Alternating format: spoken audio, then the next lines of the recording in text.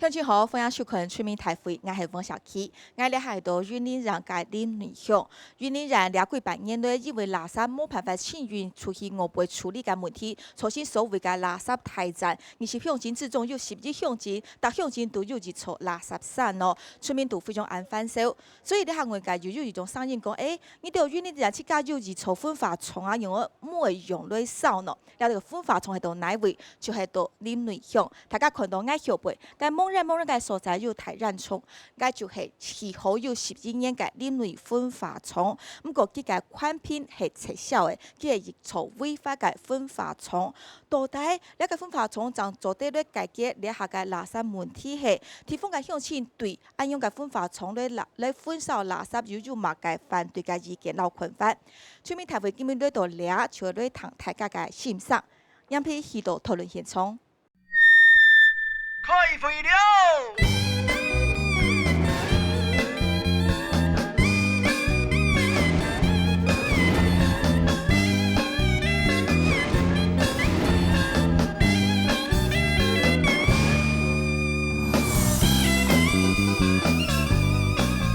好，呢下咧歡迎大家到呢度現場，你睇書下，大家坐到呢，向我哋關心住呢個垃圾台站嘅問題。讓พี่為大家紹介來賓，第一位來賓我們要介紹大家很熟悉立法委員劉建國委員好，大家好，請坐。第二位來賓我們介紹的是雲林縣政府環保局的副局長張喬維，張副局長好，大家好。歡迎。第三位來賓呢係重用該推表，我們介紹是環保署的督察總隊的總隊長蕭清郎，大家好，總隊長好哈。第四位來賓我們介紹的是看守台灣執行長謝和霖。大家好，歡迎。今仔日咱來到咱的林內鄉哈，我們林內的鄉親朋友，大家早安，你們好。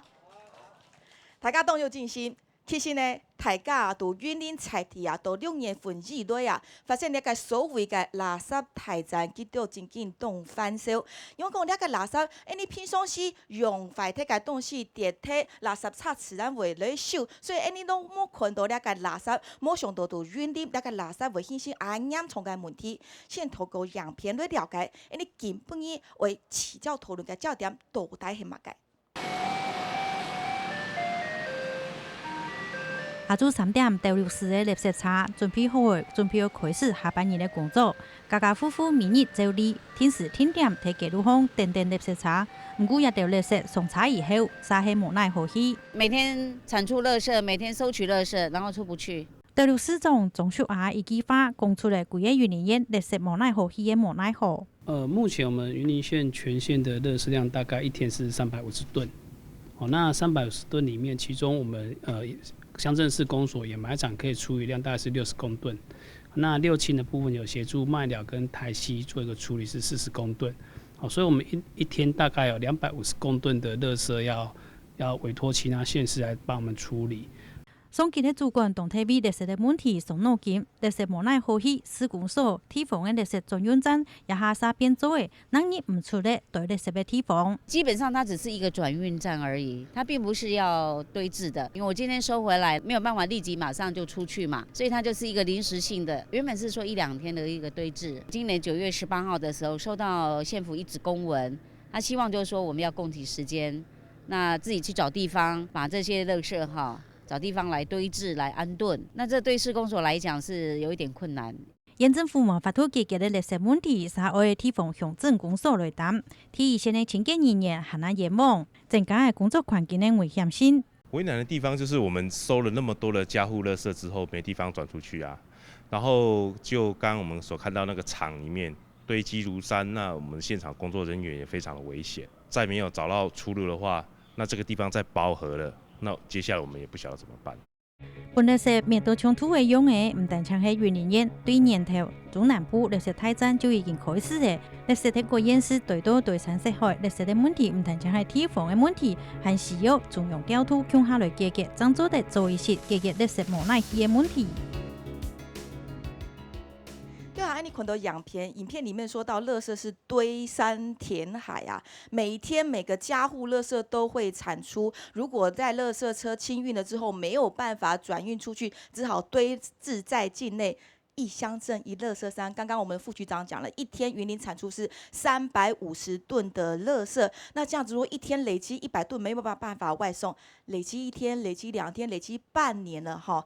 那这样堆山填海的垃圾对居民的生活品质造成了多大的威胁？我们今天来到了林内乡，我们来问一下哈，在我们云林县20乡镇里面，这个林内乡算是这一次重灾区之外呀，好像没有垃圾这么严重。不过这个堆置情形是如何呢？我们也来问一下第一线我们清洁队的队长也来到现场哈。队长你好，我想请问我们林内乡一天产出的家户垃圾是多少量？之前的话大概平均是10吨。那目前因为我们一直落实那个垃圾分类、资源回收的工作，所以现在已经降到7吨6。所以有压缩了。对。那这每天收到的7吨、10吨这样累积，已经积多久了嘞？从今年8月22号开始就没有再转运出去，是。所以累积到目前大概有500多公吨。500多公吨的垃圾堆在哪里？也是我们掩埋场里面，就自己乡内的掩埋场。是。那现在还有空间吗？还有空间。请问你们的掩埋场大概多大？整个厂区的话大概1.8公顷，那掩埋的区域大概将近1公顷，大概8000平方公尺。那你这样子开始堆垃圾，堆，现在大概堆了几分之几的空间啦？还可以堆多久？我想请问。我们一直都有在做整理，所以我们会尽量能够延长它可以再堆置的那个空间。当然还是希望说，就是县环保局这边来协助帮我们协调有去处，对，到外县市去焚烧。谢谢我们的年轻的清洁队的队长，你请坐。队长刚上任，他就很努力在处理这个垃圾问题，现在只能比较消极的，尽量把垃圾压缩堆置在我们乡内的掩埋场，等着哪一天真正垃圾可以外运清运的时候的那一天到来。那我问一下我们的县政府的环保局副局长哈。林内乡还是相对灾情比较轻缓的一乡哈，它有自己的掩埋场可以堆置这些垃圾。其他的11乡镇，包括像口湖、四湖，哇，那些都是每天为垃圾吵闹。现在一天100吨，这样积了半年来，整个全云林哦，将近26000吨的这样的垃圾量，请问现在处置的状况大概怎么样？那我想，整个目前呢，云林县整个堆置的垃圾量大概是26000公吨，那这26000公吨，就是散布在各乡镇市的掩埋场或者是转运站。是，那所以就是一乡镇一垃圾山，差不多那个景象了耶。目前来说的话是没有了哈，那么目前来说，我们就是集中在7个乡镇。7个乡镇的垃圾掩埋场跟转运站部，我们是暂时堆置的哈。那比较刚刚主持人有提到的口湖啊，或者是一些大埤，它没有转运站的部分，我们就直接调度到焚化厂来做一个处理。哪里的焚化厂？有县市就协助云林县来处理的焚化厂。哦。所以目前整个我们云林县目前大概一天大概还是要堆置100吨的一个垃圾啦哈。那我们已经有跟几个县市谈妥了哈，那预计在11月底跟12月初我们就希望说这个100吨的垃圾我们就可以完全达到一个平衡。所以到年底来讲的话，就最快的话到年底这些量暂时可以有一些疏通，但是可以解决所有26000吨吗？这个26000吨的部分是短时间是没办法的哈，毕竟那个焚化炉的它的容量也有限制啊，所以这一部分我们会优先来先舒缓，就是可以达到一个平衡。那接下来我们就是针对一些可能对环境冲击比较大的一些转运站，我们来优先做一个处置。是。那如果是在掩埋场鸡舍掩埋场的话，我们可能就是会请公所这边再来加强一个消毒一个作业。是，谢谢我们环保局的说明。目前最快的处理进度啦大家都很努力去拼，对不对？到年底暂时我们每天产出的新的家户垃圾暂时可以送出去，但是那些经年累月的老垃圾积在那边的，还是要想方设法的把它弄出去。今天我们的环保署的总队长来到现场，总队长，我想请教，其实我们看过去云林的这个垃圾站的历史每年碰到了岁修的时候，其他县市的焚化厂岁修的时候，当然它可能就拒收垃圾，垃圾就无法外运的结果之下，就会在我们的县内自己堆置。但是今年好像比往常又更加的严重万分导致到说现在这样，在这整个垃圾大战的这个新闻风风火火，为什么今年度云林县的垃圾会如此爆炸，形成一个爆量的压力呢？是我想，垃圾每一天都会产生哈，那每一天都要做处理。那如果是没有焚化炉的县市，的确是必须拜托有焚化炉的县市来协助处理。那目前云林县大概就是这样的状况。但是焚化炉本身它是24小时运作的一个炉子，它每天固定要有固定的量来处理。但是当焚化炉刚才讲，比如说它岁修，比如说现在10月到11月这中间很多焚化炉在岁修，一岁修可能要半个月，这半个月它就没办法处理垃圾。那没办法处理垃圾的情况之下，你原来要拜托人家处理的县市的垃圾就没办法送到那边去。所以我们云林县这次垃圾大战是因为税收的关系啊，就会造成这个堆置。那另外就是说，天然灾害也是一个很大的因素。比如说9月的时候，它要岁修了，那又刚好碰到台风天的时候。各位知道，台风天过后以后呢，每个县市的垃圾都会增加出来。那增加出来的时候，它如果那个该县市，它会先处理它自己的垃圾，所以这时候其他县市会先放在后面再来处理。所以这个是大概整体上，我想一般我想有焚化炉的县市都很愿意来帮没有焚化炉的县市来处理垃圾。谢谢我们的总队长。其实我们的观众可能很想问哦，台湾就这么一个地方，对啊，我们当然每天家户垃圾都要产出，但是我们台湾的焚化厂大概它的分布跟它的运作情形能不能够消化这些量呢？为什么今天会产生这样的一个压力？我们来看看这张图好不好？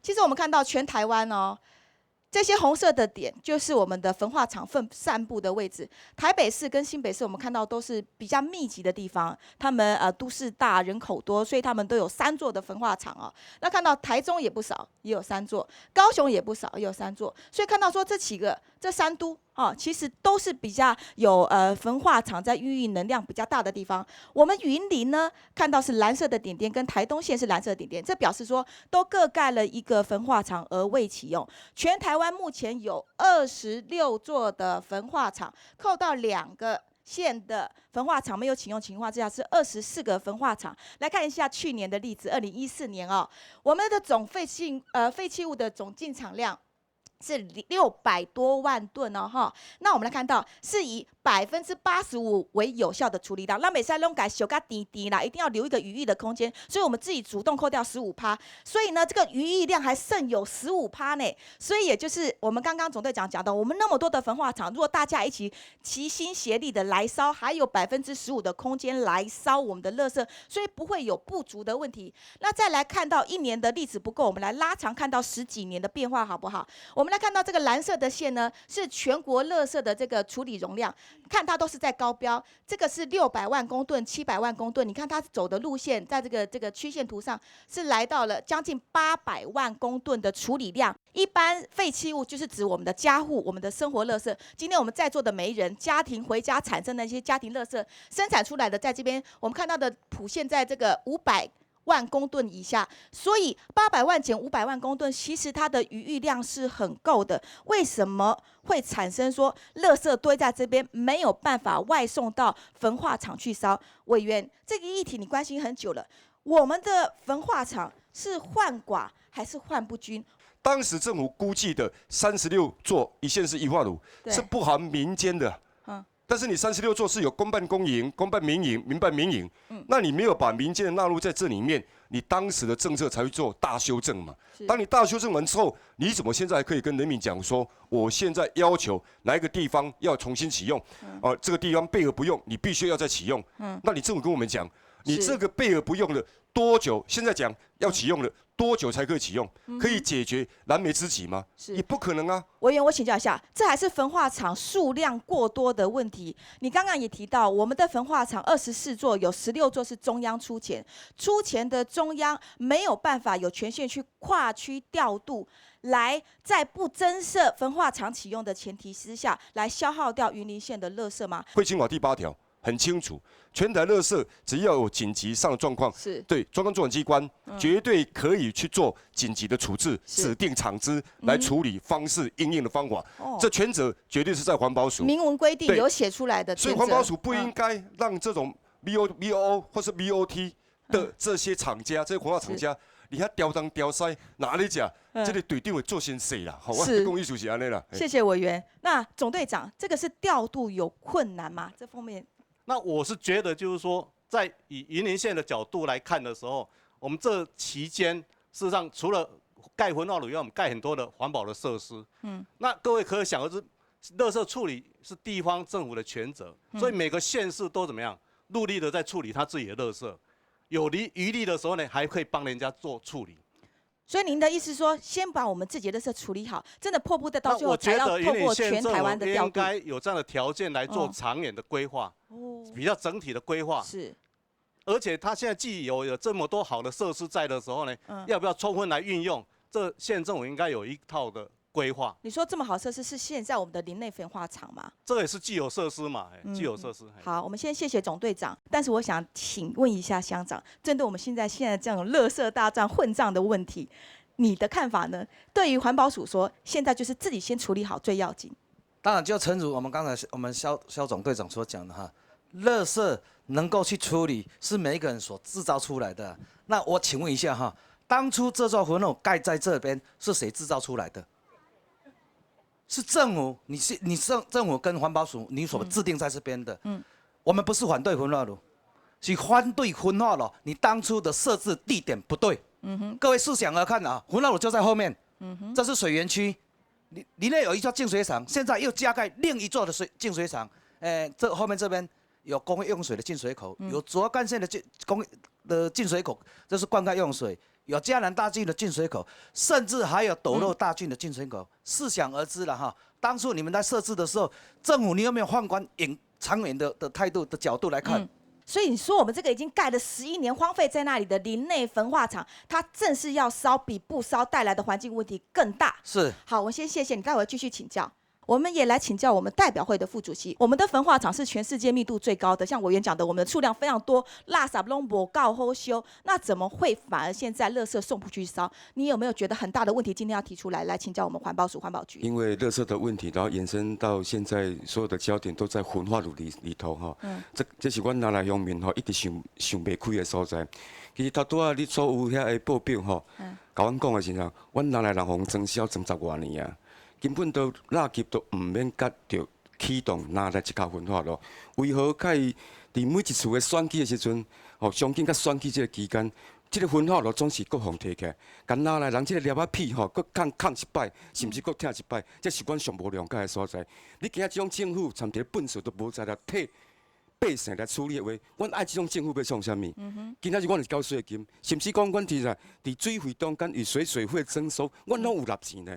今仔日你政府甲阮讲，本税无在烧，阮毋是反焚化炉，但是问题是即架焚化炉囥伫即个所在，敢是一个上适当的所在是安尼。好，我们先谢谢我们的副主席，我要请教一下我们的谢执行长。其实这次的垃圾本来可以烧，焚化厂是要烧我们的家户垃圾，可是现在量崩起啊！除了是说我们今年因为台风的关系、禽流感的关系，要烧的量有比较多之外，可是这个常年造成的这个垃圾没办法烧的问题，是不是因为我们的焚化厂也烧了别的东西，以至于焚化厂的量就不够烧？能不能跟我们说明？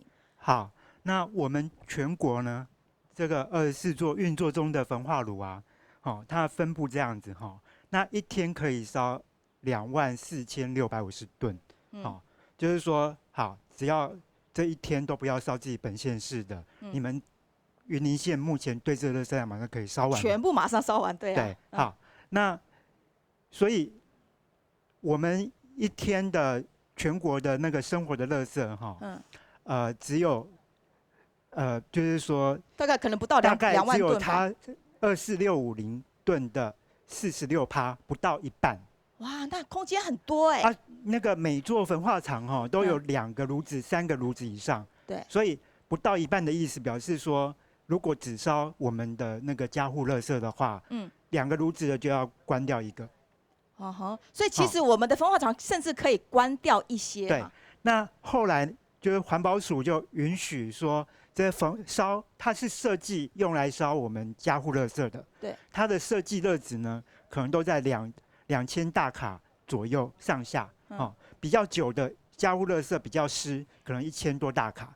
比较新的，它那时候塑胶垃圾比较多，它就2000多大卡。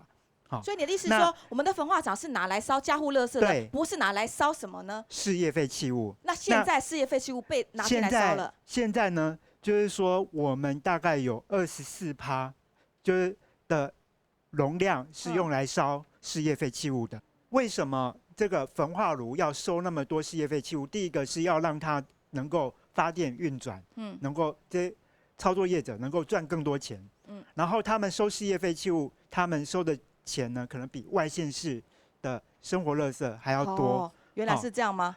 那可能就是说，他们收事业废弃物会赚比较多钱。好，那我同时2个问题，今天垃圾会产生大战。第一个是我们本来有的这些量很够的焚化厂去烧了事业废弃物，以至于压挤到我们家户垃圾的量。其一，其二是各个县市政府讲难听一点是各自为政、本位主义，我就是负责烧我的，我不收别人的剩余垃圾，所以在调度上产生问题，是这2个问题吗？然后第3个，这个其实除了高雄以外，就是说这个调度以前都没有问题。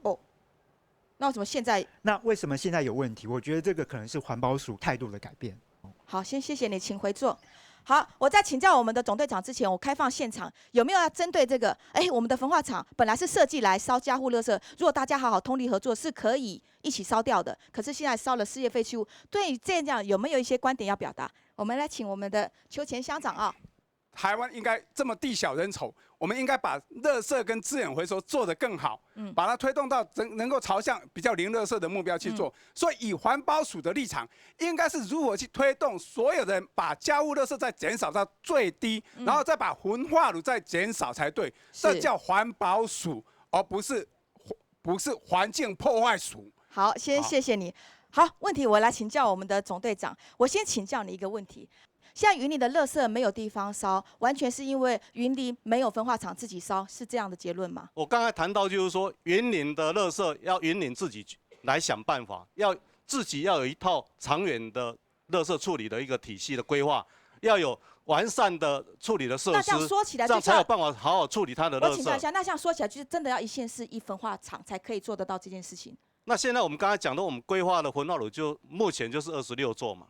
那就26座，如果假设都可以来充分运用的话，那我们的垃圾处理就不会有这个危机的出现。原来中央的规划是这样，好像是应该这样做吗？那个事业废弃物啊，它不是，就是说它只是用来补充这个焚化炉垃圾不够烧的问题。那今天当有发生什么意外，然后有其他县市需要这个焚化炉帮助的时候，应该以生活废弃物为优先。是我因为这些焚化炉本来就是用来烧事业废弃物、生活废弃物的。顺序问题。对，所以应该要有这个优先顺序，而不是用事业废弃物它固定的量在哪里？固定的量在哪里？然后我生活废弃物没有办法去动它，这很不对的。好，我们针对问题，请你来回答。我刚才讲那个用胃来看，大家会比较清楚。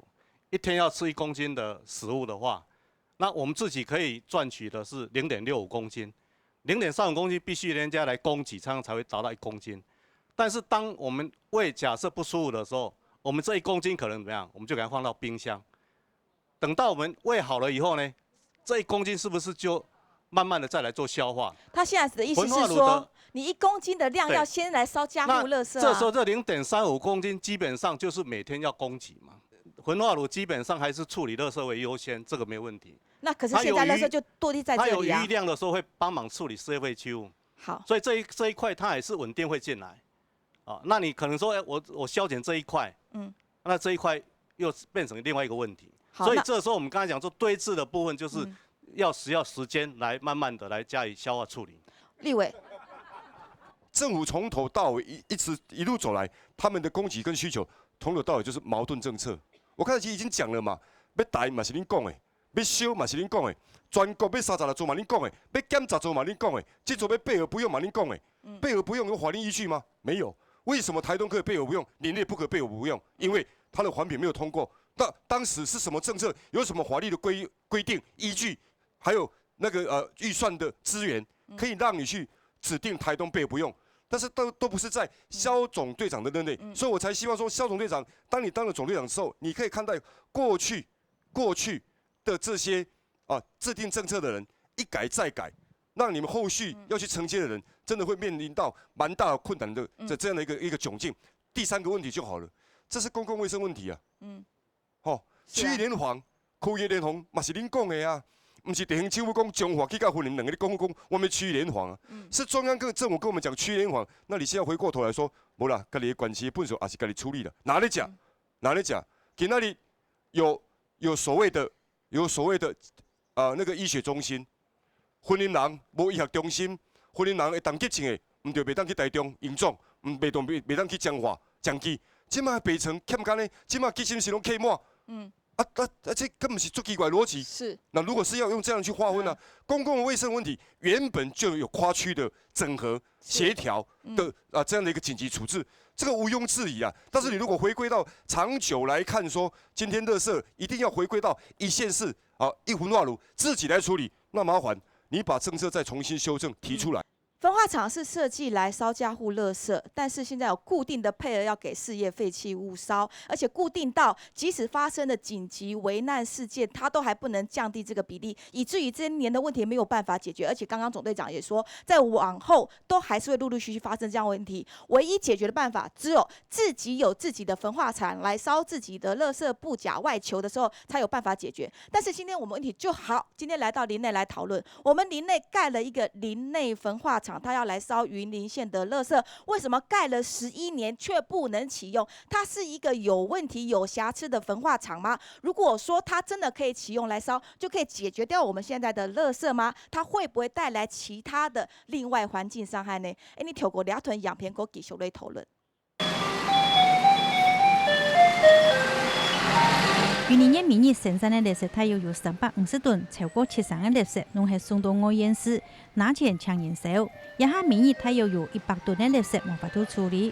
对啊，环保署长魏国燕就建议云林县推动境内林内焚化炉的营运，去打掌握处理垃圾的能力，能够让这个已经建好的焚化炉能够营运。这样的话，你各县市就自己有自己的能力，比较不会受制于人啦。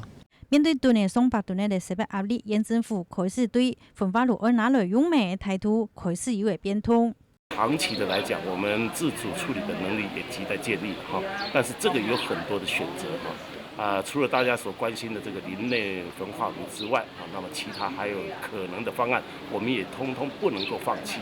林内焚化炉的运作的问题，再个引起争议。林内乡长就讲，当初县的地点规划的虽然挺顺风，就是一个政策的唔错，反对的态度请坚持。整个落程会造成包含净水厂也好，包含民生用水也好，包含工业用水、灌溉用水以及湖山水库，即将起落成的县府以及中央不能为了解决垃圾的问题而产生更多周遭附近更多的问题。焚化炉要系垃圾最亲密而去的地方咩？小体的系咪就强力的，还是结构的现实的问题，啥产生的还那难剔透的环境问题。启用一个违法在先、有行政瑕疵、还有环境忧虑的焚化厂，是可以解决我们在地的垃圾问题吗？还是轻轨拿药单？你先协管下，杨皮哥总来谈大家意见。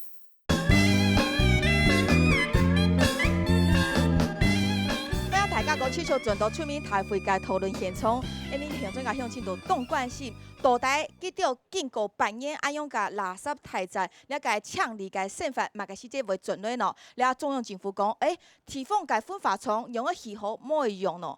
现场我开放给我们在地的乡亲哈，我们提到了环保署说，现在要解决这个垃圾的纷争。云林县自己11年前就盖了一个这么大的焚化厂，镜头可以带到我们的录影背后哈，就一个2管大烟囱的林内焚化厂盖在那边，风吹雨打，为什么不启用来烧我们自己的垃圾，以至于我们垃圾堆积的半年没有办法转运消化？那要启用我们在地的林内焚化炉吗？在地的乡亲什么样的意见？请举手。我们先给那个格子文大哥。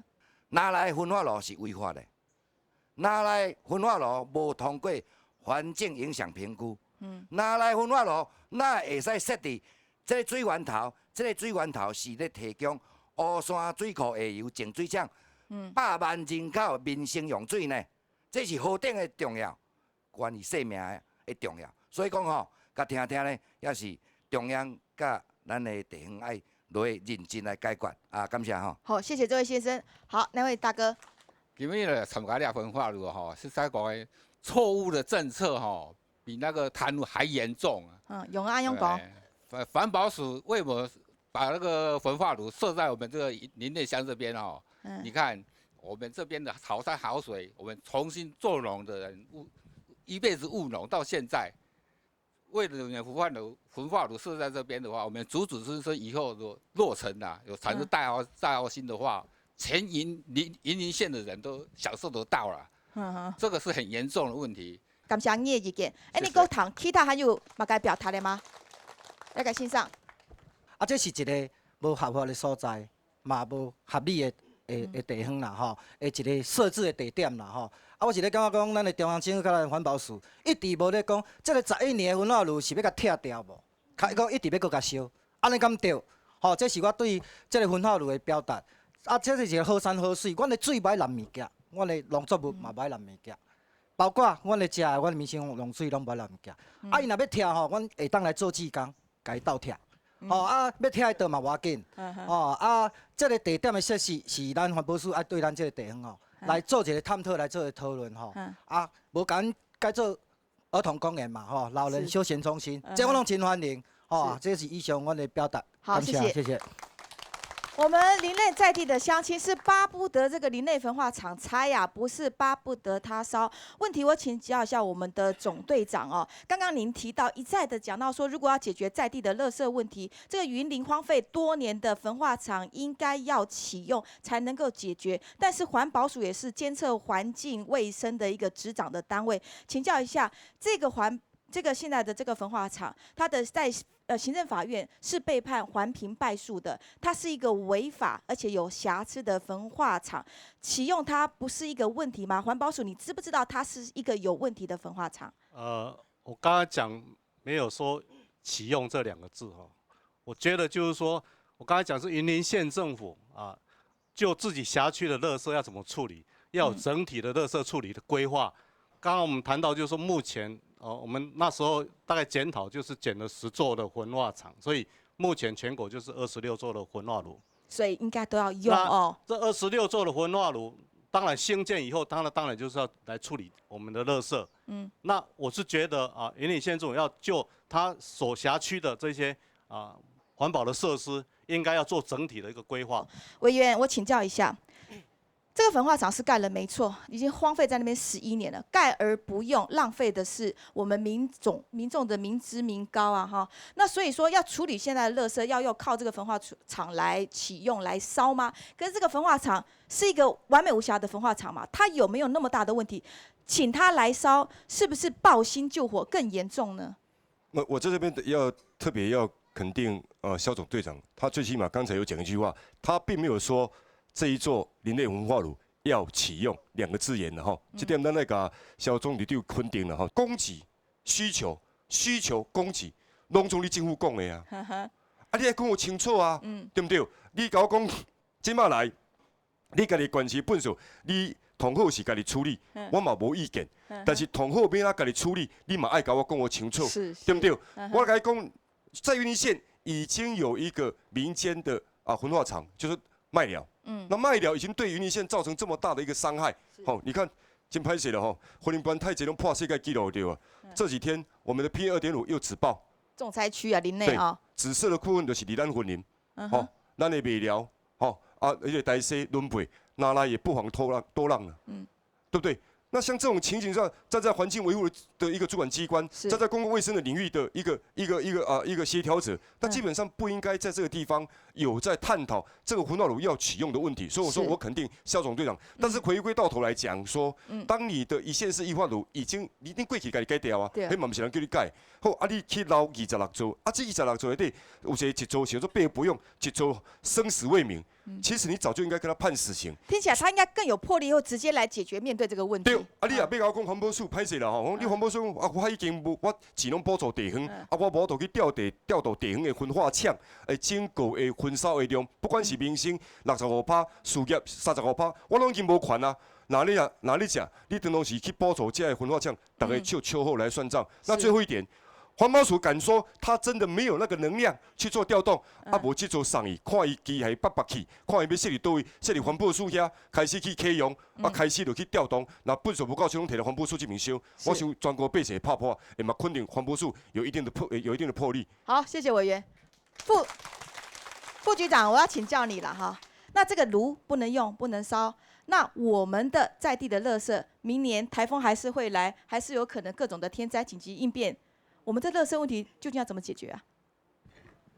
我想我们县政府一直就是的立场就是这样子哈。现在是碰到一个垃圾紧急处理的问题啊，跟焚化炉的问题啊，应该是脱钩处理的哈。那因为焚化炉它本身就有一个环评被撤销的问题，那第二个它又有涉及官商勾结的一个刑事案件还在审理当中。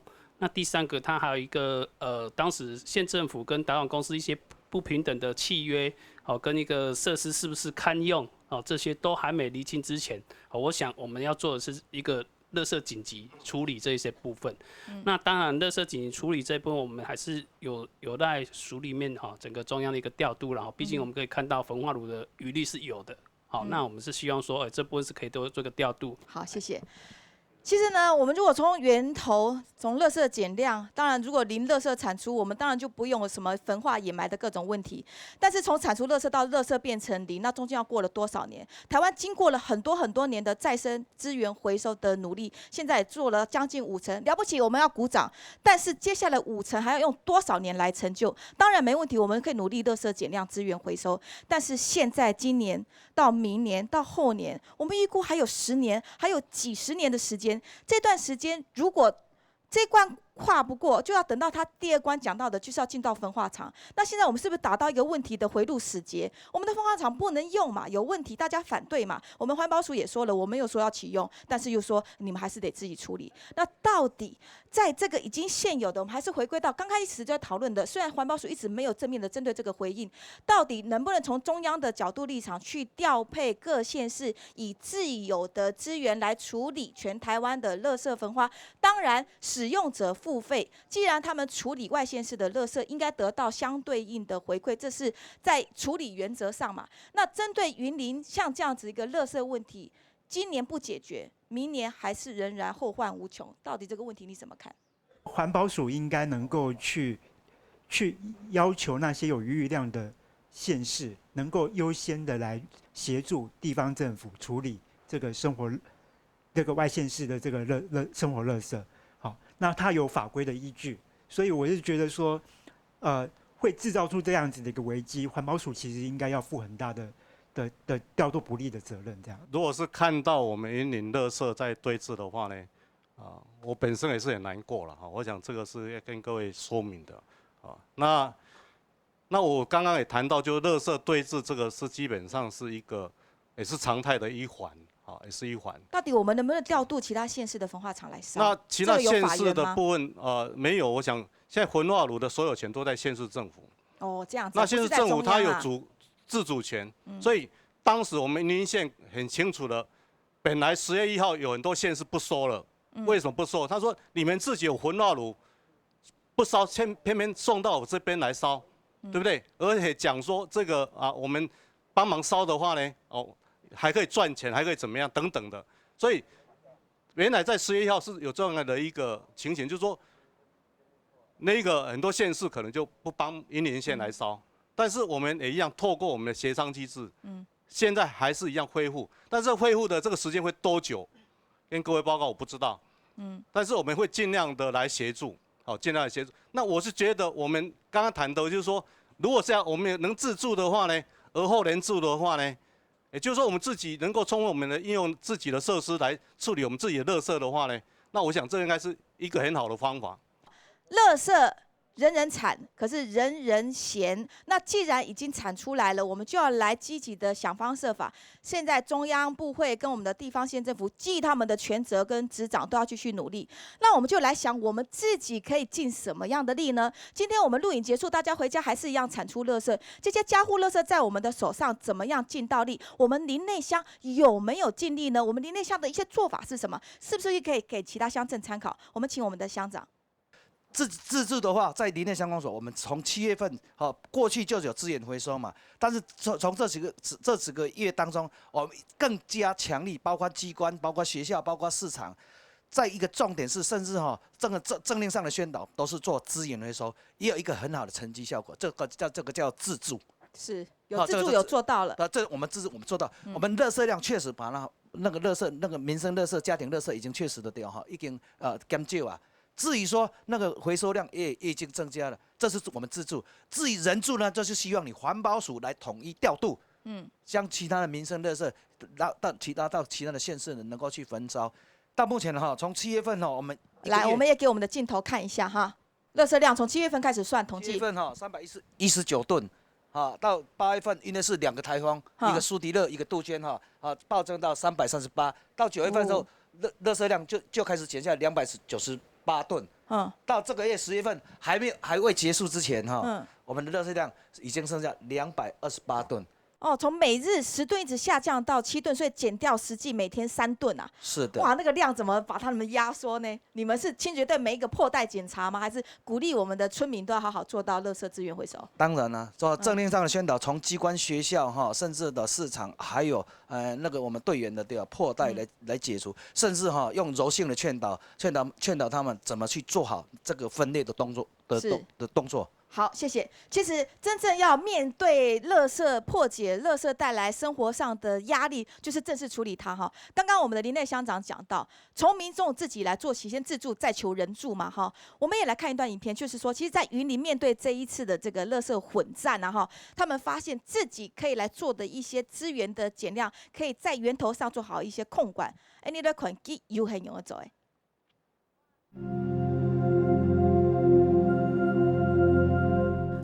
用手地的方式来解决垃圾的问題，爭議多，後續的問題還那多。垃圾在台灣大家弄唔好，民眾三弄三唔理。我睇歐洲先進的國家，才看作係能源的一種。焚化廠我們一直把它當作是一個鄰避的一個設施啊。然後你像瑞典啊、丹麥，他們是把這些我們所謂的焚化廠，他們是定位為那個再生能源中心。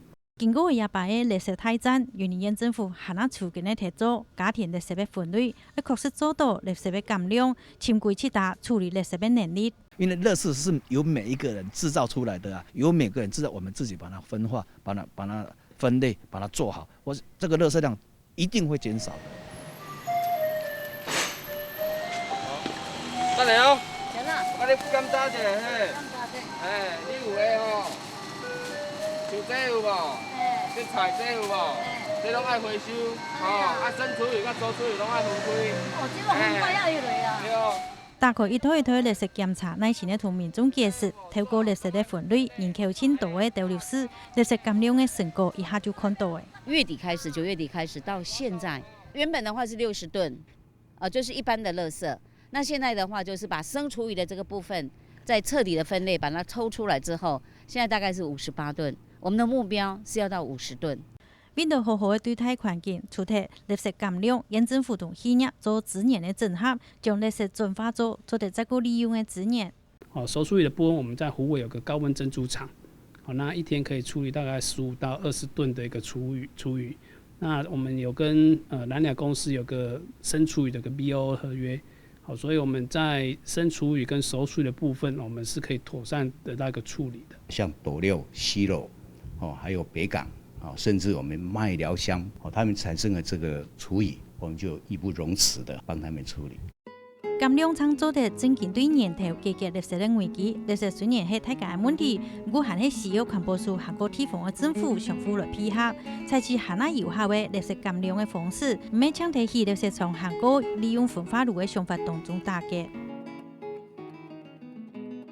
都樣片看到，其實面對垃圾，安尼搶起價來做起，可能事情還簡單啊。等到第2階段、第3階段，當然地方政府還有我們的中央政府都應該更強力，而且有一個完善的、比較宏觀的長遠計劃，而不是互相矛盾跟衝撞哈。我們看到，其實近10年來，我們的回收量跟清運量的消長哈，我們台灣人也動政績啊哈，都上邊鼓勵都做資源回收。看到绿色的呢，是我们的回收量。我们回收量从93年本来少少的，慢慢一路往上升，大家的观念越来越好，政令宣导也做得很充分，往上走，走到102年，你看我们的整个回收量都往上拉，超过40%，将近来到50%，来到一半。跟美国比起来，跟瑞士比起来，中华民国的每人每日垃圾量原来还不到1公斤。我再把时间开放给地方的乡亲哈，讨论到现在，从源头的资源回收、垃圾减量，到我们的地方的焚化厂到底要不要启用，跟其他外县市这些既有的焚化厂，你可以烧的空间，能不能透过中央政府更强而有力的调度，来让这个垃圾的运转可以更顺利？还有什么意见？刚刚都没有提到的，可以讲。我是感觉讲吼，真的启用落，咱人民的健康要安怎？你的空气污染，搁则是水源地啊，则有3、4个县市拢要食这个水呢。毋是干那阮林内乡食会着，大家拢食会着呢。咱的全民健康要安怎？搁再者，拄则有讲着，这是一个不合法的，不合法的是违建的。咱若厝，咱若违建，政府拢要叫阮爱拆掉，这啥咱唔拆掉。小老百姓的心声哦，真的不懂哈，谢谢你。好，我们时间开放给我们的律师。我们最高的行政法案99年度采生字第60号有一个裁定，准许二水竹山西周的居民来告我们县政府关于这个焚化厂事情，因为他们是在半径10公里，10公里就是说有什么各种计划的事情啦。如果是废弃物的话，就半径15公里以内都要做环评。但是我们这边过了线以后都没有做环评，所以侵害到K 北与K 北边的这，所以他们也不愿意啊。这个法院判决的。那你说关系3县的事情，你云林县一个政府1县可以解决，说你要烧就烧吗？不行的啦最后还有时间再开放给我们的村民还没有发言的这位。我也是代表我们二水乡民来这里极力抗争，绝对不能启动。彰化的哈。对，彰化县过了这个彰云大桥就是二水乡，田中镇左转就是西周乡，整个南彰化西南季风进来，整个吹到第一个受害者就是我们南彰化的居民，所以我一定要代表抗争到底。那我觉得现在问题就是，他既然大家都讲得很清楚是违法的，应该这个时候政府钱就要花在刀口上，拆吧。拆吧，就拆吧，就不会再看着他就讨厌，就每次就引起大家的愤怒，对不对？眼不见为净，拆掉就算了。然后我们云林县政府也拜托你们要有 power 一点，采取一个正确的measures 来把它解决掉。policy 既然是错误的措施，你就要把它解决，然后采取很好的一个方法措施。我觉得可以好像是民间呐，就是说我们。云林县政府今麦的干那好像是说我都没有钱了，我左邻右舍我都救不紧呀啦。现在谁要来可以帮他解决财务的问题？就是银行。那我们的环保署那个我们的政府中央单位，你就像银行一样，可以来帮他解决这个危机。这只是打个比方而已。所以我觉得不要再推了啦，就想出一个办法解决。乡亲都感觉有在推哈，还有没有其他朋友要反映意见的，请举手。还有没有？这个徛住的阿伯。在阮拿来环保起来做了足好诶。像迄细汉囡仔嘛讲阿公阿嬷，也是讲迄款嘞，爸爸恁拢爱人分类了，迄款嘞，阮拿来无需要公告迄款嘞。不过一路谈下来，最后的结论时间，我要请教我们的总队长。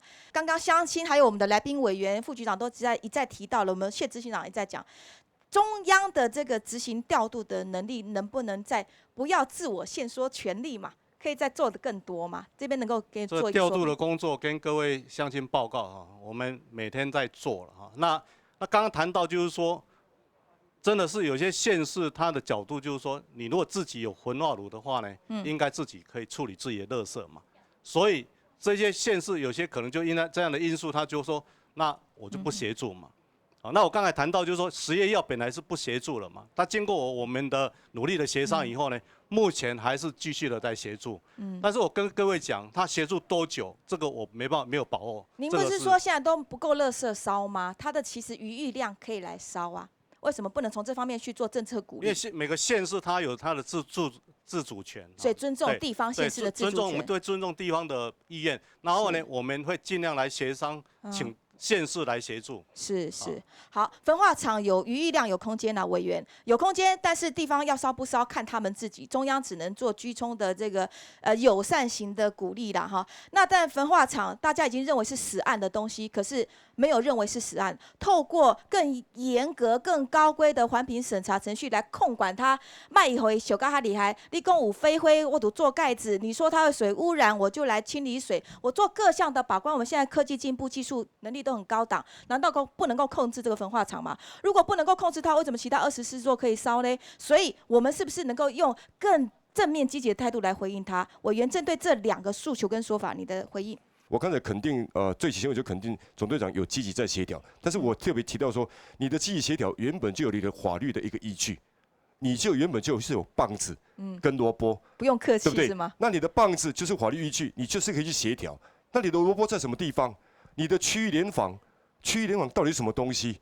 如果今天区域联防有你的经费相关的支撑，你今天这一些昧于良心，只为着是要多烧市议会废物，而不收其他县市的家用垃圾，那你可以补助相对等的这样的费用嘛，让这些焚化厂跟地方在勾结的人很清楚的，他们一样受益啊，不然你的区域联防计划到底是什么东西？你要讲清楚吗？因为你中央当时明定的叫做一县市银化炉，改变的也是你中央，区域联防也是叫做你中央，通通是你讲的。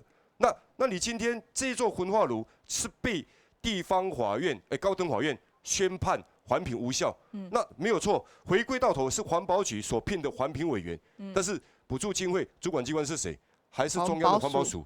这事情真的非常非常单纯，就是利益熏心啦，利字当头。当时的为政者，就是讲紧创的啦，规定就紧放，就有通收，就有通烧，就会当安怎拄安怎对吧？讲甲真好听，这土地一分地才偌济，有法度来这买土地，要甲当时的行情价，加挂10倍出来。这逻辑上大家都清楚物件嘛。错误能够在现在终止是。必须要有断腕的决心的啦，哈，不应该再延续了哈。好，所以委员的结论我们听到了，时间我也交给我们的副局长。那我觉得说，我们还是要整个来思考台湾的一个问题。然后刚刚我们刘委员有提到说，台湾的焚化厂是全世界密度最高的。好，那台湾的一个垃圾调度的问题，是不是可以用台湾整体性来做一个思考哈？那是不是这个焚化厂是不是要去启用？我想。县政府的立场就是很清楚，我们有各项有三个要件，我们要先进行厘清，先查处里面是有行政疏失啊相关的作为之后，我们才会做一个后续的评定呐。那我们还是希望说短期间就是我们先来妥善来处理这个垃圾的问题，那后续全国再来统一规划是焚化厂是有余力量，或者是后续的一些汰换什么的，我想这部分还是希望说中央这边可以来做一个妥善的一个规划。是，好，我们谢谢副局长。最后时间，谢执行长。那站在这个时间点上，云林的垃圾，当然我们透过很多努力去让它精简少量。那将来这个焚化厂，就是焚化炉来焚烧垃圾的这个政策，是不是也应该来好好的检讨？我觉得就是说，其实这个焚化炉的政策在2003年就已经被我们检讨，我们就是国家的政策目标是要往零废弃的目标迈进，然后各县市在这几年也非常努力，包括云林哈，我们看到他在2001年那时候，他们县政府积极盖焚化炉的时候，它的资源垃圾回收量只有6%，但是现在垃圾回收量是45%。那以他们这个农业县市，其实人力物力很少的情况下，其实成绩已经相当不错。好，那我们还有没有进步的空间呢？我觉得当然有，而且可以很快速。那就是第一个就是要民众也要配合，厨余跟其他的垃圾一定要分开来。好，我们如果我们仔细去看我们的垃圾的成分，最主要的3种成分，一个是纸类，一个是塑胶，一个是厨余。那厨余现在如果分开来的话，可以让我们包括云林的这个垃圾的回收率提高到，就是提高20%，它可以马上就到65%了。这个如果说每个民众都有这样的意识，厨余不就是食物的残渣，不管是果皮也好，或者是吃剩的也好，都把它分开来。第二个，这样子的话，我们立刻就可以提高65%。所以我们的量当然越来越少的时候，将来需要焚化厂的几率就越来越低了。垃圾里面一个比较大的问题是塑胶，因为它没有办法分解。另外一个就是资源回收，其实像我们那个外带饮料杯，它的因为回收的价值不高，虽然它是公告应回收，但很多拾荒业者都不要。那这个部分明显的环保署有责任。其实我们的资源回收率虽然有进步，但是我觉得它的进步幅度可以更大。那望眼像日本、欧洲，他们都有很多城市都已经到90% 了。所以其实我们可以做到真正的零垃圾，因为这个不是一个理想或口号，我们真正要做是可以努力的。如果说我们都只有局限在到底只有盖焚化厂才能够烧垃圾，垃圾才会没有，但是地方又不要焚化厂，但是中央又需要有焚化厂，这样子永远吵不清楚。我们可能只有更想办法从自己做起，减量垃圾，然后呢从源头一直到最后开发各种不同来消化垃圾的管道。土地的资源就只有一块，那我们还是要解决垃圾的问题。大家其实今天透过论坛，大家尽量激荡脑力，非常感谢大家参加，感谢大家，下次再会。